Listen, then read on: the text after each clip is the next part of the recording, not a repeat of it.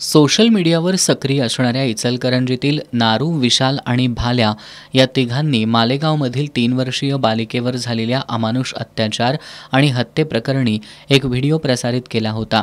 या व्हिडिओमध्ये आक्षेपार्ह मजकूर असून तो हिंसाचाराला प्रवृत्त करणारा असल्याचं शहापूर पोलिसांच्या निदर्शनाला आलं। त्यानंतर शहापूर पोलिसांनी तात्काळ कारवाई करत या तिघांना पोलीस ठाण्यात बोलवून कठोर शब्दात समज दिली आहे। पोलिसांनी कान उघाडणी केल्यानंतर या तिघांनी तो आक्षेपार्ह व्हिडिओ डिलीट करत माफीचा व्हिडिओ पोस्ट केलाय।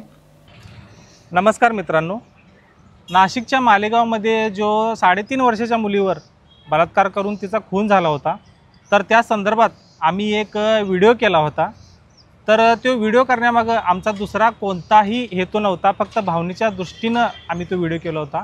पण त्या व्हिडिओच्या माध्यमातून चुकीचा संदेश जात होता, त्यामुळे आम्ही तो व्हिडिओ डिलीट केलेला आहे। आणि कोल्हापूर पोलिसांनी आम्हाला योग्य ते मार्गदर्शन करून चांगली समज दिली आहे आणि यापुढे आम्ही काय तसले व्हिडिओ करणार नाही।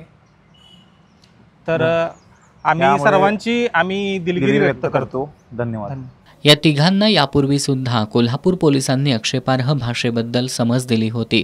तरुणांनी सोशल मीडियाचा वापर जबाबदारीने करावा असं आवाहन पोलिसांकडून करण्यात येत आहे।